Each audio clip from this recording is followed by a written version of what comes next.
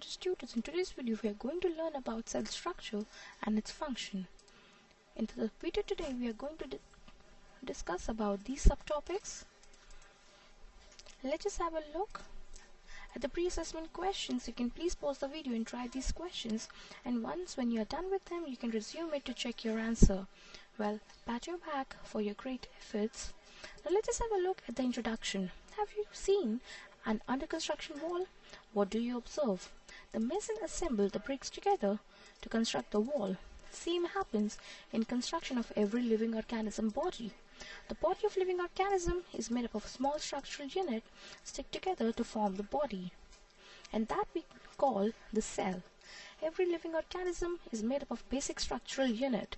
These structural units are known as cell. Hence we can say that both bricks and cells are the basic structural unit for buildings and living organisms respectively. Cell was first discovered in 1665 by Robert Hooke. He was observing a slice of cork. A cork is a bark of a tree under the microscope and found a splitting boxes in honeycomb structure. So now when we talk about organisms, they show variety of shapes, size and cell number. If we see buildings, they are all made up of similar bricks, that is the basic structural unit. However, they differ in their sizes, shapes and designs. Similarly, body of every living organism also differ in shape and size, although they are made up of similar cells. On our planet, there are millions of living organisms having different sizes and shapes, although they are made up of similar cells. So now when we talk about number of cells, we can say that the number of cells in any living organism is directly proportional to the size of organism. By directly proportional, we mean that as one quantity will increase, the other quantity will increase at the same rate. Let us consider example for very gigantic creature like elephant or whale, or for every large tree, the number of cells may be in billions or trillions.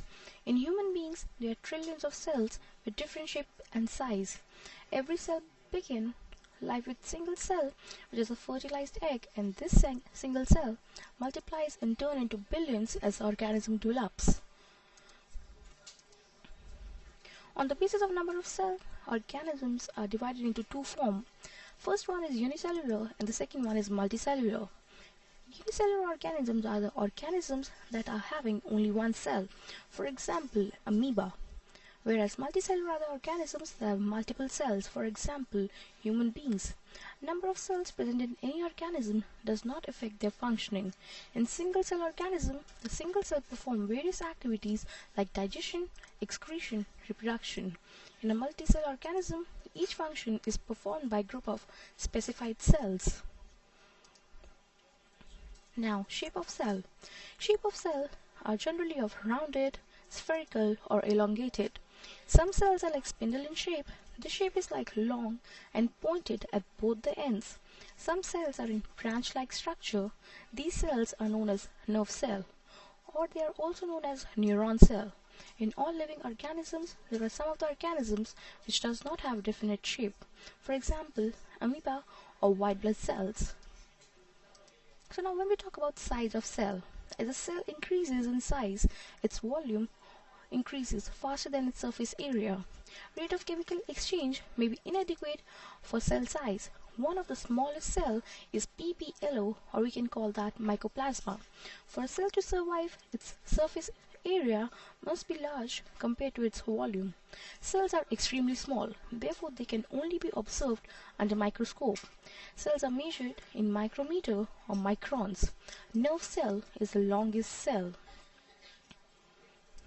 So now let's just have a look at the practice time questions. You can please pause the video and try these questions, and when you are done with them you can resume it to check your answers. Thank you so much for watching this video, and for more you can please log into justtutors.com.